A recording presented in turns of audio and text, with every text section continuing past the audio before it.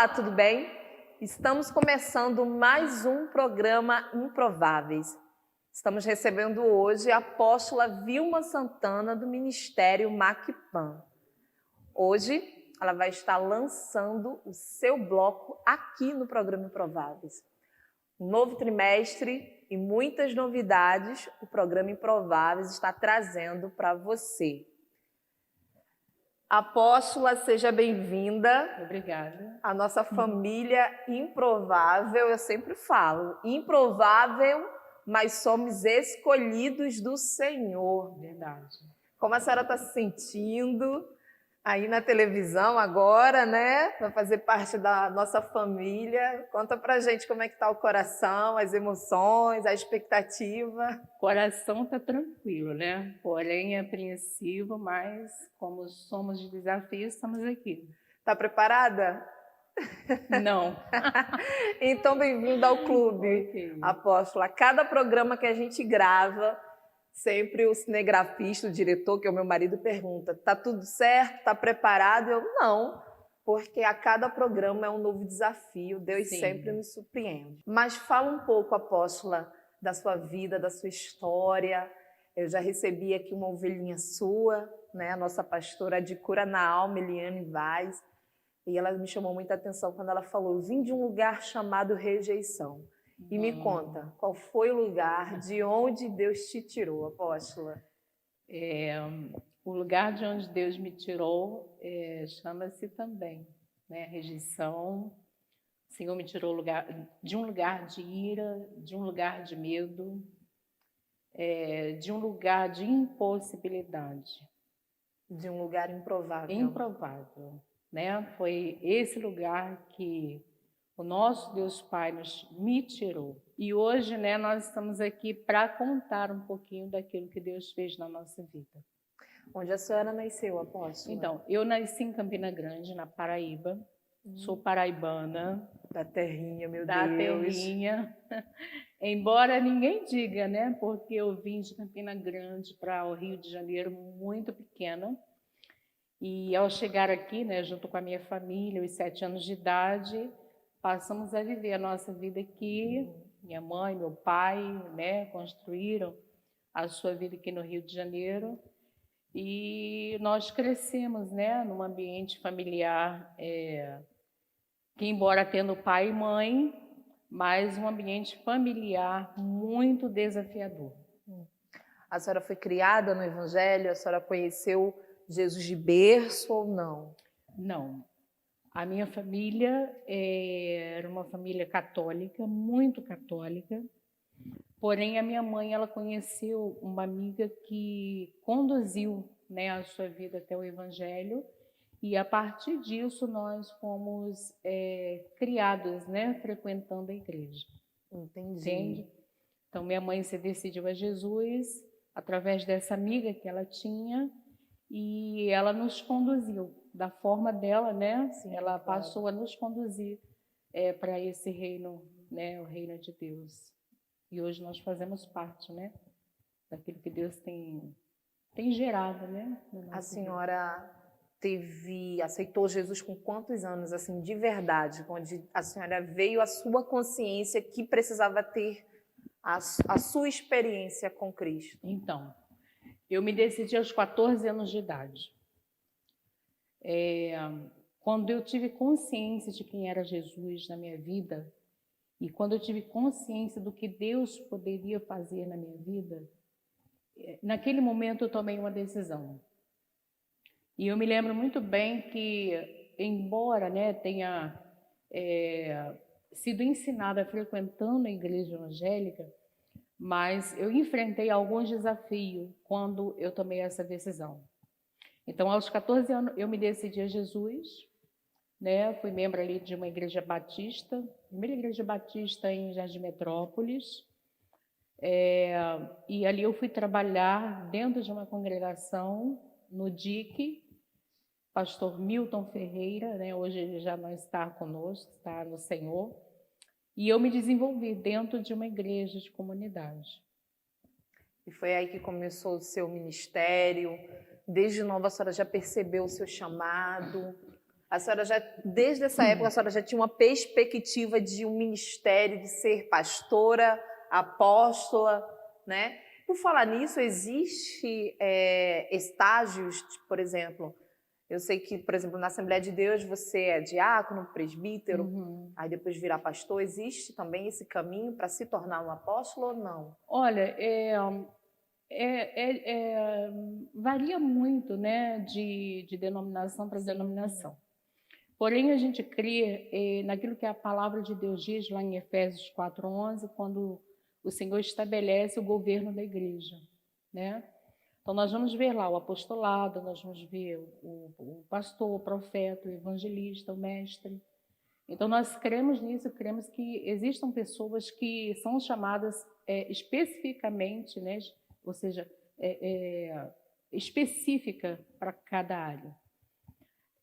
Nós, algum tempo, né, na Igreja Batista, nós vivenciamos esses estágios, né? Você era membro, você participava ali de um treinamento, você era preparado para obreiro, você era preparado ao corpo diaconal, e aí, como diácono, né, dependendo do seu desenvolvimento, você passava a ser pastor, enfim. Mas na minha história com Deus, eu era diaconisa da igreja, eu fui estabelecida como diaconisa, fui líder de rede jovem, fui líder de rede de mulheres, e a gente Passou por todos os estágios, né? Passando, né? E aí veio o pastoreio, e depois do pastoreio veio a consagração ao apostolado. E qual a diferença do apostolado para o pastor? Da chamada, assim, Sim, termo de chamada ministerial. O pastor, ele está muito associado ao rebanho, à igreja, né? Ao cuidado de pessoas. O apostolado não. O apostolado, ele, embora, né, cuide, mas o apostolado, ele tem uma abrangência maior, né? Que é de ir para as nações, que é do estabelecer igrejas, do abrir igrejas, né? Não está só associado a uma questão... Vamos dizer que o apostolado é como se fosse para treinar, é um ministério de treinamento, é isso? De abertura de igrejas. Entendi. Né? Que é aquilo que Paulo fez. Sim, sim. Né? Ele ia, ele não ficava em um só lugar, mas ele sempre estava indo, estabelecendo o reino e implantando as igrejas ali por todos os lugares onde ele passava. Legal. Embora hoje, né, a visão do apostolado, na minha concepção, está muito diferente daquilo que é bíblico. Entendi. Né? Porque as pessoas que hoje vivenciam apostolado, eles estão muito presos dentro de igrejas. Verdade. E estão levantando, né, os seus reinados. E é verdade. E Deus não, Deus nos chama para fora. Né? A igreja é isso, é a eclésia, chamados para fora. E o apostolado, ele precisa, né, dessa vivência de ir além, de estar lá fora, né, a implantação de igrejas, ir aonde o reino de Deus precisa. Entendi. Já teve alguma fase da sua vida ou da sua adolescência onde a senhora se desviou, se revoltou, nunca se desviou? Não. Crente sim, eternamente? Crente raiz. Eu posso nunca dizer... fraquejou? Assim? Não. Eu entendo que todo crente tem aquele momento desanimado, assim, mas rapidamente se levanta e vai. Mas... Teve uma fase na minha vida, né, por conta dos problemas emocionais que eu vivia, e eu entendi que era um tempo de Deus, que Deus estava me dando crescimento. Foi onde eu tive 2 meses que eu não queria saber de nada. Hoje eu acredito que aquele ali foi um processo de depressão que eu vivi, uma depressão leve. Então eu não queria saber de nada, mas fraquejar na fé, desanimar na fé, nunca. Eu falo muito assim, quando eu falo para as mulheres, quando eu falo na minha igreja, quando eu falo para a juventude, que essa questão, eu não sei o que é ser um crente fraco, eu não sei o que é ser uma pessoa que, eu estou desanimada, não quero mais saber de Jesus, se desviar, né, fazer coisas fora do padrão. Nem revoltada, né? Não. Que existe também o revoltado, que não é o fraco. Que não é o fraco. O fraco é diferente. Eu tinha uma revolta, mas no sentido emocional, de várias coisas que eu não entendia. Que veio da sua casa, da sua família? Da minha casa. Entendi. Em que momento a senhora conheceu seu esposo, que também é apóstola, né? A senhora conheceu ele também na igreja, assim? Isso. Éramos da mesma igreja, porém, eu era de uma congregação e ele era da igreja sede. Né? Entendi. Então, nós tínhamos, né, assim, contato, mas não muito íntimo. E aí eu conheci, né, eu estava até falando lá na igreja sobre o encontro que a gente teve, né, para solteiros, e eu estava contando um pouco da nossa história. E quando eu conheci meu marido, as igrejas promoviam muito aquela coisa, né, de festival de cachorro-quente, né? E foi numa dessas que a gente começou, né, a se relacionar. Então, toda a sua história foi construída dentro desse ambiente chamado igreja, né? Igreja. A senhora não conhece, a senhora não teve nenhuma construção. Não, eu não sei o que é um baile. Que benção, meu Deus. Eu não sei o que é droga, não sei o que é... A senhora não é ex-nada? Não, eu sou uma ex-doente da alma, Sim. posso dizer. Sim. Mas a questão de vício, não. Eu não tive, graças a Deus, Deus não me fez. Eu louvo a Deus até porque a minha mãe, né, ela crê em Jesus, mas minha mãe ela não desenvolveu, né, a sua fé, a sua estrutura ministerial. Mas eu pude ouvir da minha mãe, ela dizendo assim, olha, Deus foi tão bom para você que não deixou você experimentar nada lá fora. Verdade. Né? Então eu louvo a Deus por isso, porque o Senhor me manteve dentro de um caminho onde eu tinha tudo para poder, né, para poder dar errado, ser diferente. Seu lar foi um lar conturbado? Foi. Seus muito, pais tinham sim. algum envolvimento com vício, alcoolismo, alguma coisa, não, ou agressão, meu pai, ou ira? Tinha assim, meu pai, ele era um homem assim, muito calmo, porém minha mãe muito agitada, né? Mas vício não. Meu pai gostava assim de tomar uma cerveja, mas não era uma coisa assim que causava danos à família. Entendi. Foi uma família pobre ou foi uma família Sim. estabilizada? Isso. Foi uma família pobre?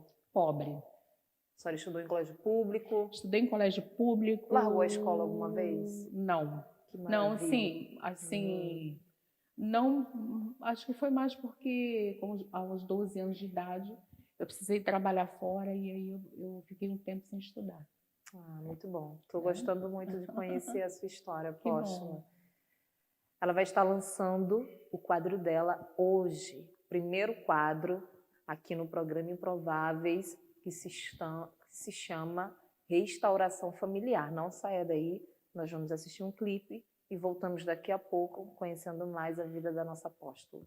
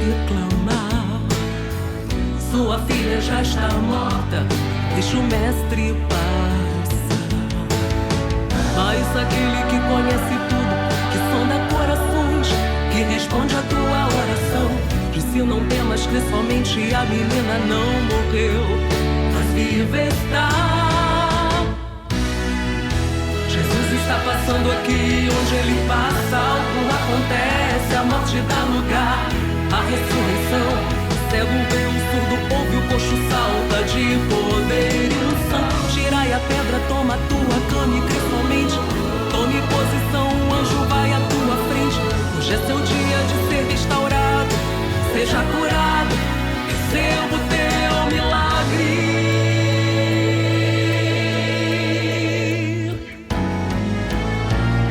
Tentaram impedir Jairo de clamar. Sua filha já está morta, deixa o mestre passar. Mas aquele que conhece tudo, que sonda corações, que responde a tua oração, disse não temas, que somente a menina não morreu, mas vive está. Jesus está passando aqui, onde ele passa algo acontece, a morte dá lugar à ressurreição. O cego vê, o surdo ouve, o coxo salta de poder e unção. Tirai a pedra, toma a tua cama e crê somente. Tome posição, o anjo vai à tua frente. Hoje é seu dia de ser restaurado. Seja curado, receba o teu milagre.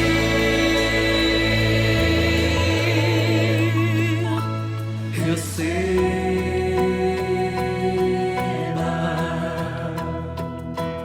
agora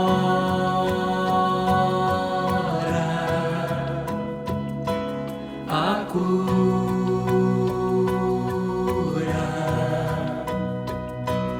Em nome de Jesus, seja curado. Em nome de Jesus, receba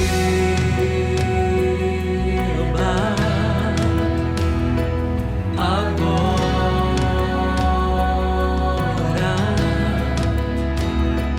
a cura.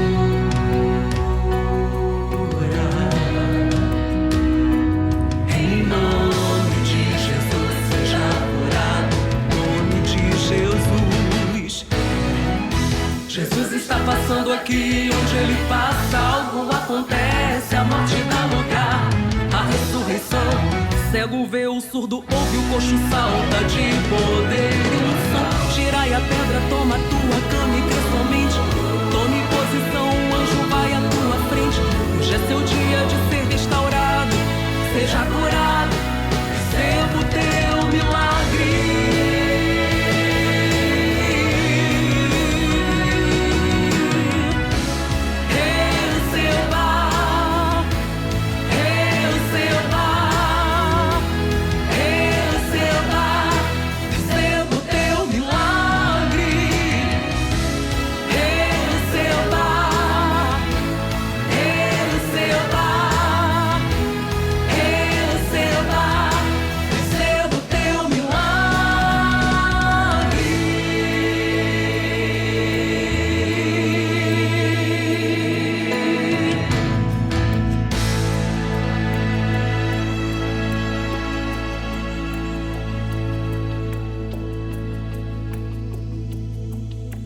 Olá, meus queridos improváveis. Estamos aqui para convidar você a participar do mais novo quadro do nosso programa, Improváveis com a Beleza em Alta. E nós estamos recebendo aqui a nossa querida amiga Luciene de Jesus. É isso aí, pessoal. Estou aqui para convidar vocês para participarem desse sorteio que vai estar lá no Instagram do programa Improváveis. E você vai estar concorrendo a uma transformação completa no meu salão LM Beleza em Alta. Aguardo você lá. Não perca!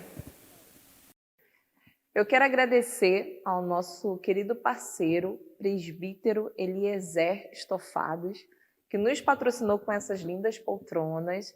Se você precisa de estofador, você já encontrou. Vou deixar o telefone aqui para você entrar em contato e fazer o seu orçamento, tá bom? Quero mandar um beijo também para nossa parceira do salão LM Beleza em Alta, que tem cuidado da aparência da sua apresentadora Improváveis. E fique ligado, porque tem um novo bloco em parceria com LM Beleza em Alta que você não pode perder. Apóstola, tô com inveja da sua vida, hein, Apóstola? Porque às vezes a gente tem um testemunho, né, um histórico de ex, né? Eu sou ex um monte de coisa, Sim. né? E às vezes até me preocupo quando eu conto a minha história assim para alguns jovens, porque tem jovens que pegam a nossa história do passado e acha que ele vai fazer o mesmo, praticar os mesmos pecados que eu pratiquei e vai ter a mesma chance, saída, né? Então, assim, eu sempre, quando eu conto meu testemunho para jovens, eu sempre falo, ó, deixa eu deixar bem claro que se eu pudesse, eu faria tudo diferente e eu não gostaria de ter esse testemunho. Eu gostaria de ter oportunidade de falar, olha, fui criada num lar sadio, nunca me envolvi com droga. Então, eu queria ter essa história, mas já que eu não tive, o Senhor transformou a maldição em bênção. Mas é o que eu sempre digo para os jovens, vocês não precisam viver a minha história, né? A senhora casou e em que momento da sua vida a senhora foi enviada para o ministério pastoral? Então, aí nós casamos, né? Conheci meu esposo, casamos e trabalhando ali e tempos depois... Na mesma igreja? Na mesma igreja. Quantos anos na mesma igreja? Na mesma igreja? Desde a sua adolescência até a vida adulta? Desde a minha adolescência até a vida adulta. Nossa! Hoje eu tenho 32 anos de evangelho, né? Mais ou menos isso, 32 anos de evangelho. 26 anos foi o tempo que eu vivi na mesma igreja. Que bênção, entende? né? Tanto eu quanto meu esposo. E hoje nós somos membros de uma igreja, né? Que é a MACPAN, Missão Apostólica Cristo para as Nações, aqui em Parque das Missões, né? E o envio, ele foi acontecendo, né? Mas nós fomos consagrados a pastores e fomos enviados, né? Propriamente dito, para um outro lugar, para uma outra terra, que foi bem difícil esse processo, né? Fomos enviados pelo apóstolo Edilmar Afonso de Assis, que foi um pai na nossa vida, que nos treinou, que nos preparou, né? Isso é muito importante. Né? E eu tenho muita gratidão ao apóstolo Edilmar por tudo aquilo que nós vivenciamos dentro do evangelho ali com ele, porque nós éramos membros de uma igreja batista tradicionalíssima. E quando ele veio com uma visão muito ampla, né? A senhora passou por aquele processo do G12, Sim. Da visão celular? Sim. A sua igreja aderiu a esse método? A minha igreja é uma igreja em célula, mas nós passamos por toda a história, por né? toda a estrutura do G12, passamos. Houve muitas mudanças, né? Também, né? Que acontece, cada igreja foi pegando um pedacinho aqui, um pedacinho ali, né? As pessoas, elas deturparam muito a questão do G12, né? Embora eu não seja G12, mas eu conheci toda a estrutura do G12 e dentro da estrutura que eu conheci, eu percebi que algumas coisas não foram, ensinadas da forma correta? Não foram, eu não digo nem ensinadas, mas aprendidas da forma correta. Sim. Né? Porque o G12 ele trouxe uma liberdade maior para que as pessoas pudessem exercer sua chamada, se desenvolver. Eu acho que essa coisa de tratar o emocional da igreja, eu acho que começou com os G12, né? Eles que começaram a trabalhar essa questão de grupo dentro das igrejas, com células, porque com célula você consegue identificar mais de perto, né, o problema daquela pessoa, problema da alma, né? Por quê, Priscila? Porque hoje as igrejas, elas não têm relacionamento, né? Elas não se relacionam com a ovelha líder em si. E ovelha. São níveis diferentes, é como lá, né, acontecia lá no tabernáculo. Existem algumas igrejas que estão igualzinho ao tabernáculo, lá do deserto, né? Então, eles estão lá no Santo dos Santos, aí tem um lugar santo, lugar santíssimo, e tem um povo que está fora do santuário. Então, a visão G12, ela veio de uma forma, a visão do G12 é a questão da evangelização em massa, né, global.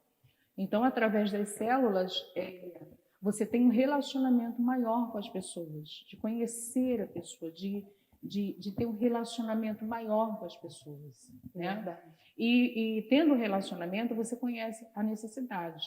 Agora, diferencia esse tempo da questão das igrejas tratar a questão emocional, porque quando nós começamos a trabalhar com a cura da alma e a libertação, dentro da igreja batista, ainda era uma batista que estava passando por um processo de transição, né? Não tinha nem G12, a gente nunca ouviu nem falar em G12 nessa época, né? E quando a igreja trouxe, né, a visão de libertação através do mapeamento espiritual, isso aí já foi um caos. As pessoas, né, algumas assim abraçaram, outras não, né? Hoje eu compreendo que o fato, né, hoje eu já sou pastora de restauração, de cura da alma, cura emocional.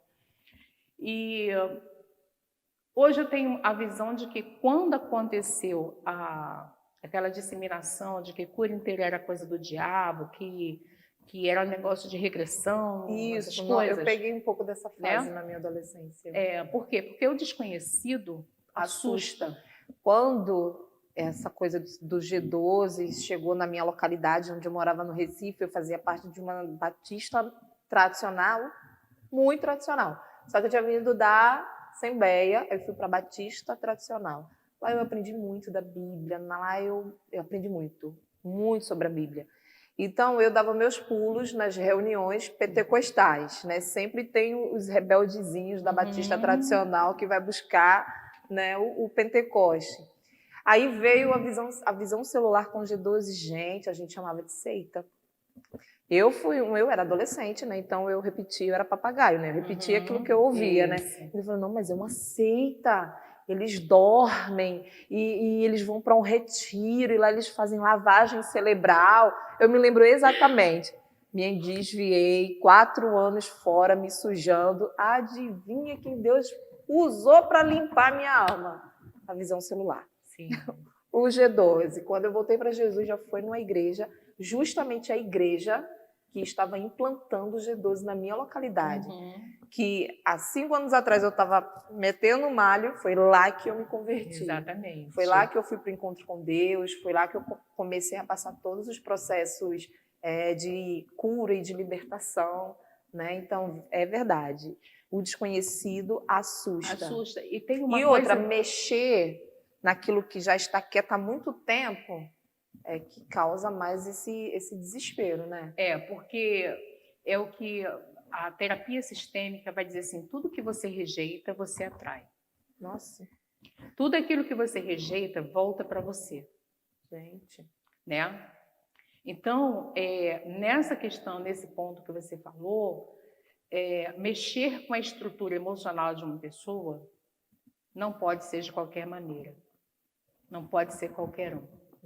E algumas pessoas dentro, né, da visão celular, elas fizeram uma confusão que associava exatamente, né, a questão G12 com cura da alma. E não tem nada a ver uma coisa com a outra. Entendi. O que se tem de cura dentro do G12 é só aquela gotinha, aquela pontinha, né, um grão de mostarda. Né? Porque quando você vai viver o processo de restauração da alma, de cura da alma, isso é de uma abrangência tremenda. Verdade. É muito amplo, né? Agora, os problemas se deram porque as pessoas não tinham maturidade, não tinham preparo para poder lidar com toda a situação. É verdade. Nós vamos agora para o quadro Mentoria Feminina, com a Daniele Cassiano, que vai ser sua companheira também aqui no programa Improváveis. Bom. E depois a gente volta.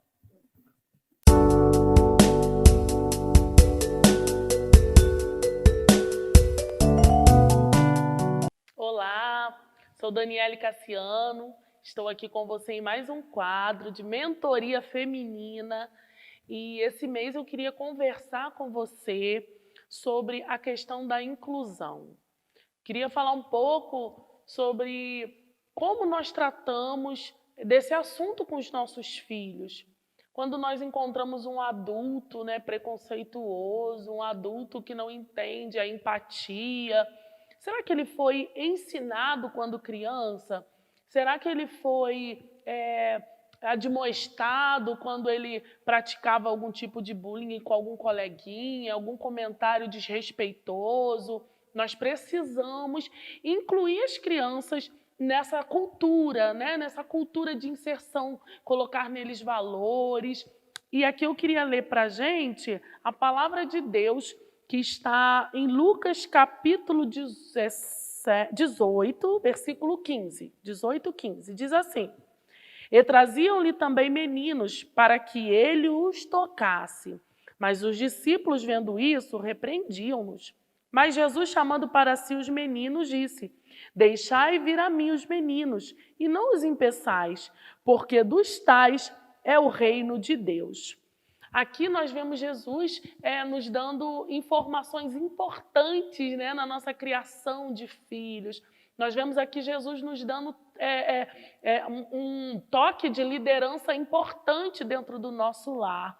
A mentoria feminina tem a proposta de estar dando à mulher o entendimento do seu verdadeiro papel na sociedade, do seu verdadeiro papel dentro do seu lar. E nós lemos aqui também ainda no capítulo, no livro de Lucas, no capítulo 5, onde Jesus cura um leproso. E olha o que ele diz: E aconteceu que quando estava numa daquelas cidades, eis que um homem cheio de lepra, vendo a Jesus, prostrou-se sobre o rosto e rogou-lhe, dizendo: Senhor, se quiseres, bem pode limpar-me.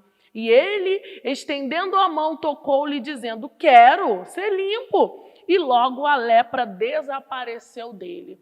Aqui a gente vê o desejo do Senhor em estar nos incluindo, em estar nos curando, né? A lepra naquela época ela era incurável, né? Hoje a gente tem aí o cuidado, né, necessário quando a gente descobre, né, tem um diagnóstico no começo, a gente chama de hanseníase, né? E naquela época as pessoas com lepra eram excluídas. E esse homem ele consegue romper a barreira, chegar perto de Jesus e perguntar: Senhor, se quiseres, eu sei que tu podes me limpar. E Jesus diz: Eu quero, seja limpo. E logo depois, no capítulo mais à frente, a gente vê Jesus falando: Deixa as crianças virem a mim, delas é o reino de Deus. Os discípulos não podem impedir as crianças de chegar ao Senhor. E nós, como discípulos, precisamos discipular nossas crianças e não impedir que elas cheguem até o reino de Deus.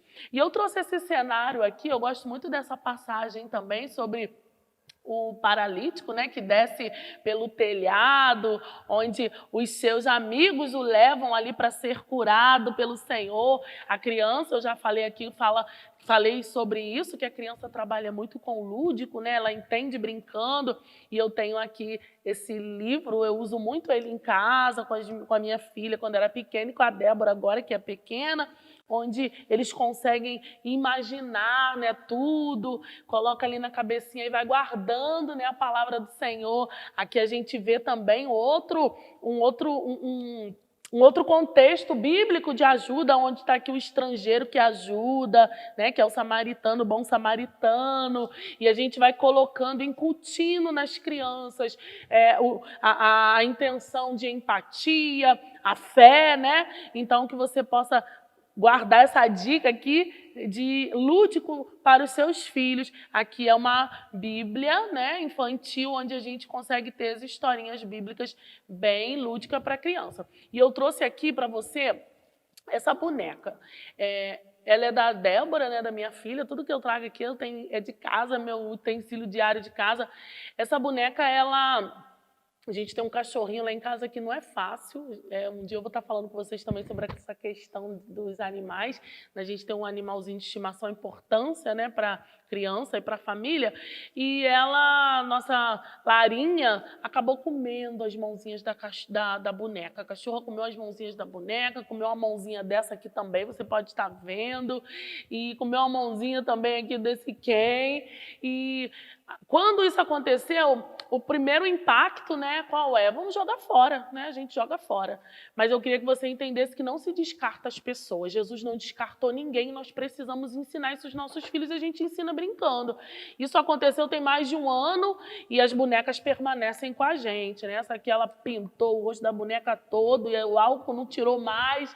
E nosso primeiro momento a gente joga fora, já está descartado.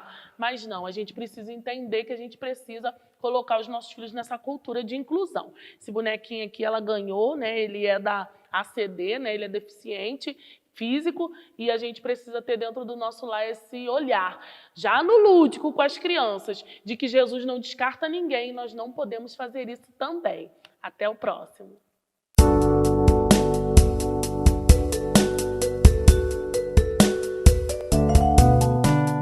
Voltamos, e esse é o nosso último bloco da nossa conversa aqui com a apóstola Vilma Santana.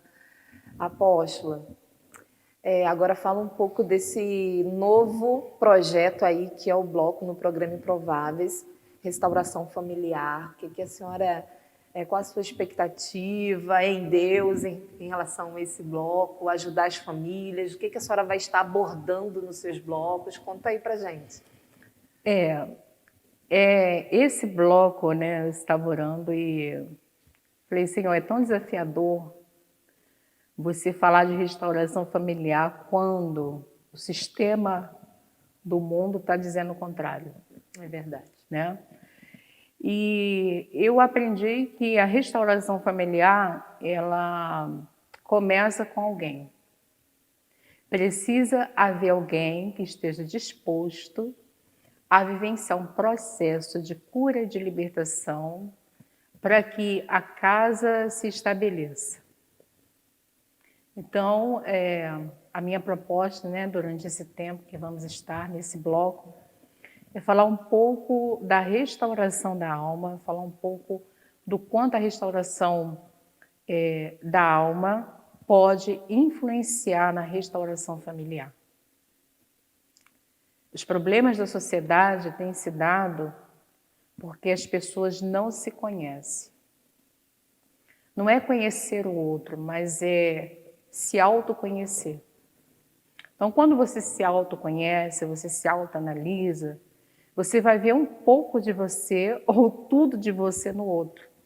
Verdade. E aí é isso que Deus quer restaurar, né? Deus, Ele quer que as famílias sejam restauradas. Deus quer que as famílias sejam, né, sadias, que o pai que chega em casa bêbado não chegue bêbado, não experimente a bebida. A mãe que é irada por conta das demandas, que muitas coisas ela tem que vivenciar sozinha, que ela não fique, né, com um sentimento de ira pela responsabilidade maior que tem. Verdade. Existe uma coisa que eu sou totalmente assim, eu não acho favorável à vida das mulheres, né, dentro dos seus lares, quando ela, embora criando os filhos sozinha, mas ela diz assim, eu sou pai e mãe.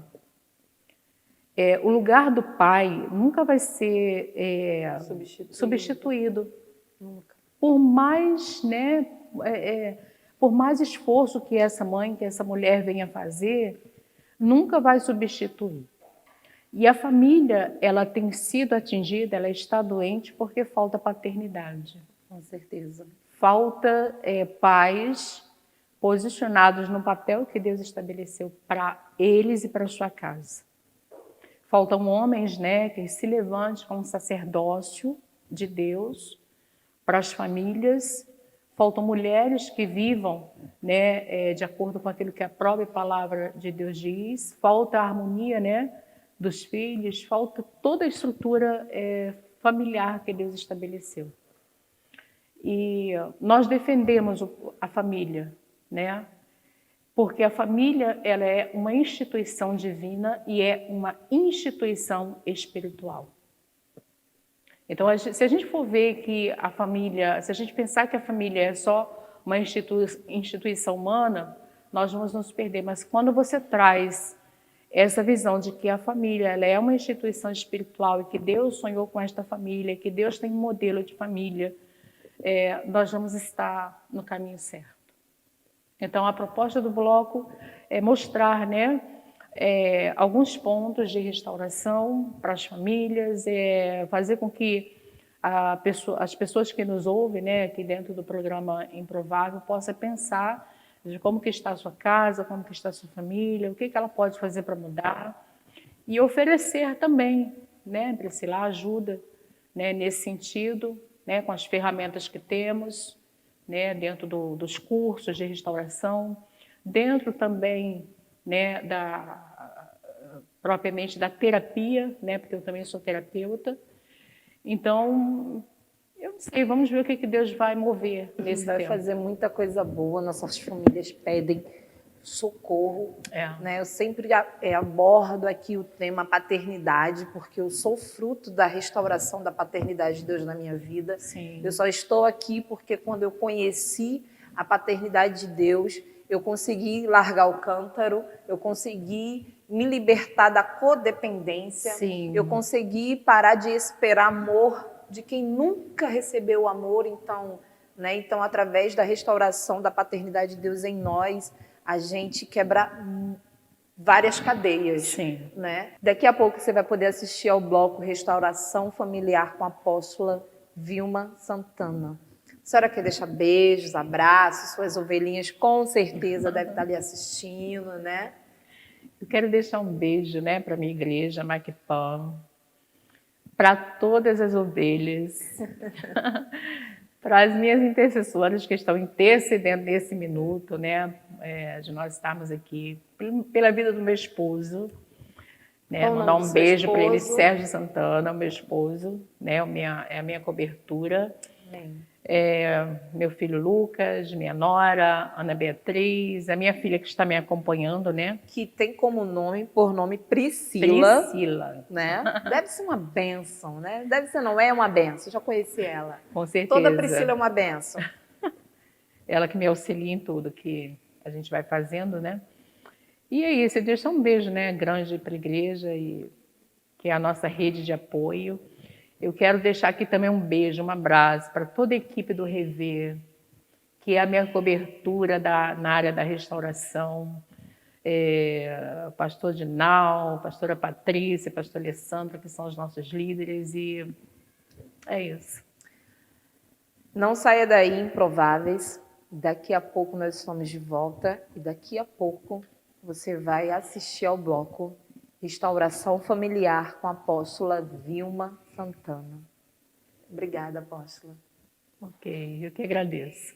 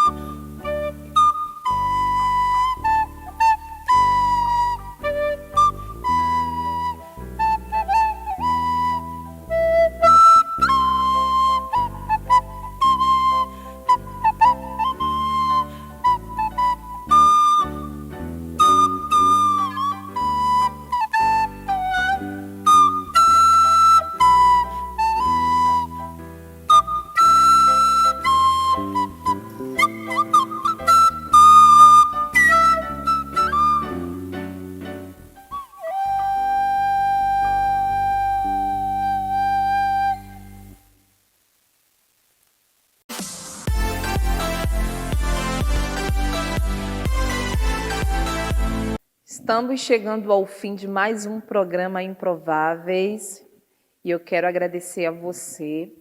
Não sai daí não, que ainda tem mais um bloco para você e toda a sua família ser edificada.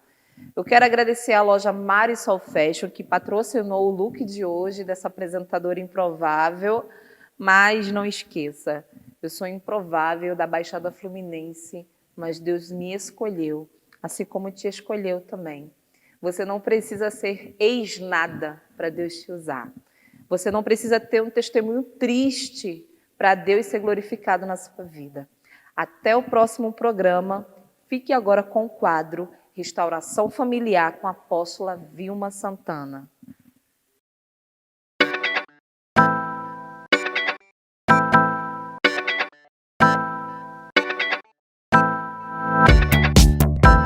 Olá, Shalom, tudo bem? Estamos aqui iniciando o nosso quadro Restauração Familiar. Um tema bastante desafiador, não é? Diante de tudo aquilo que nós temos visto aí a família sendo atacada por várias frentes, né? E hoje eu quero trazer uma palavra para você, mas antes eu quero te fazer uma pergunta. Como que está a tua família? Como que está a tua casa? Como está a tua vida como membro dessa família? Talvez hoje você esteja vivendo um caos na sua história familiar. Talvez hoje você esteja vivenciando desafios que você não sabe como sair disso. E eu quero trazer uma palavra de Deus nesse dia. E quero trazer também um direcionamento para você. A princípio, eu quero te dizer uma coisa: existe uma porta de saída. Todas as vezes que um caos se estabelece, todas as vezes que alguma coisa vai mal, é por causa do coração endurecido de alguém.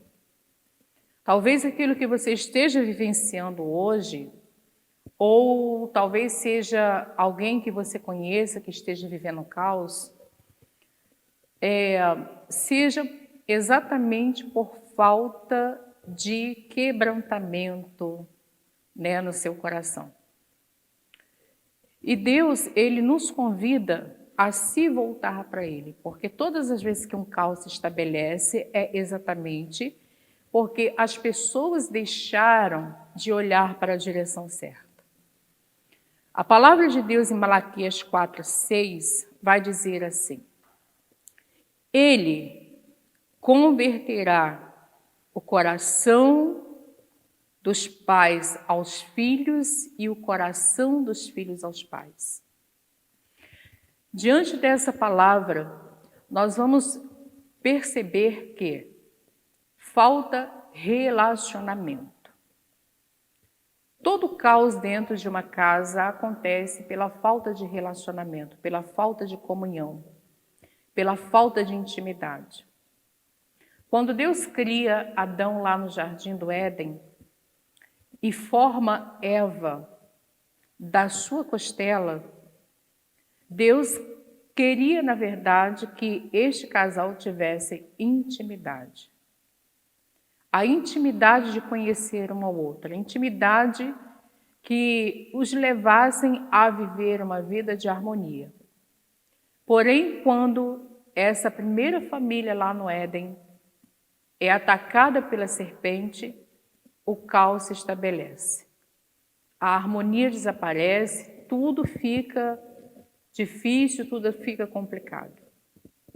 Porém, a palavra de Deus e o relacionamento com Deus é o ponto principal para qualquer nível de restauração. Hoje em dia, nós estamos vendo a sociedade vivenciando um caos completo. Quando você liga a sua televisão, você vai perceber que é filho matando pai, pais matando filhos, mães matando seus filhos, coisa que é difícil de acontecer. E nós vemos que isso é o painel, né, que tem sido gerado no meio das famílias. E aonde buscar restauração? Aonde buscar a solução disso? somente naquilo que a palavra de Deus diz a respeito da nossa casa. Eu quero dizer para você, nesse momento, existe uma saída para você. Existe uma solução, e essa solução está em buscar a face do Senhor. Em buscar a face de Deus, em buscar a face de Jesus, em se relacionar com o Espírito Santo e se quebrantar. Talvez essa restauração precise acontecer em primeira instância na sua vida, para depois acontecer na vida dos demais membros da sua casa. Então, se você está vivenciando um conflito familiar, se você está vivendo uma quebra familiar, se você está vivendo a confusão familiar, saiba de uma coisa: Deus quer usar alguém para que as coisas se normalizem, para que as coisas aconteçam de maneira diferente. E quem sabe essa pessoa é você. A experiência que temos é que aquilo que me incomoda, né, tem sido exatamente a ferramenta que Deus quer para que haja uma intervenção dele no meio da nossa casa. E talvez isso esteja acontecendo com você para que haja essa intervenção de Deus na sua casa. Deus quer usar você. Então, se levante nesse momento como alguém, como remanescente, como alguém que não vai deixar a casa cair, que não vai deixar a casa ser destruída, que não vai deixar o seu lar ser destruído. Aí você pergunta assim: como que eu faço isso? E eu digo: volte-se para Deus. Porque a promessa é que se você voltar-se para Ele, Ele vai curar as tuas feridas, Ele vai sarar a sua terra. E quando isso acontecer, outras pessoas, a sua casa, a sua parentela, o seu marido, o seu filho, será restaurado para a glória de Deus. Que Deus assim te abençoe. Que Deus guarde a tua casa, que você seja abençoado em nome de Jesus. Shalom.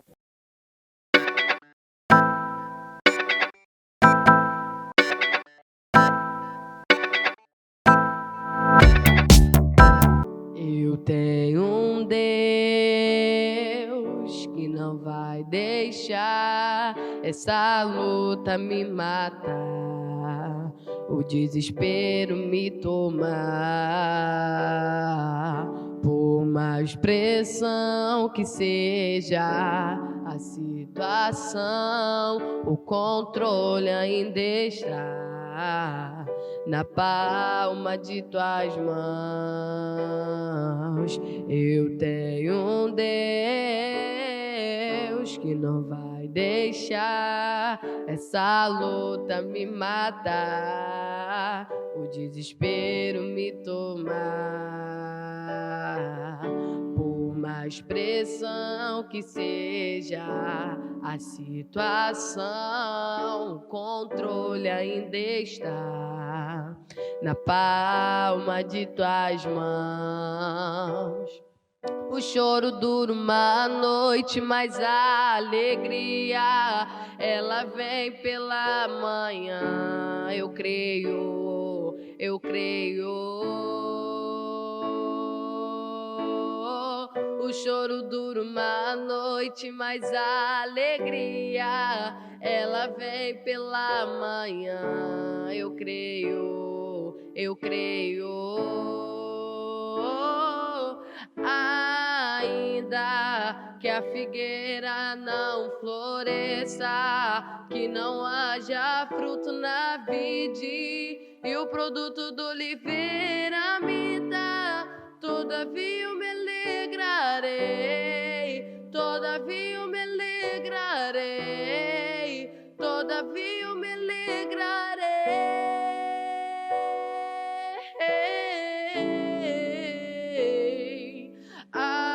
Ainda que a figueira não floresça, que não haja fruto na vide e o produto do oliveira minta, todavia eu me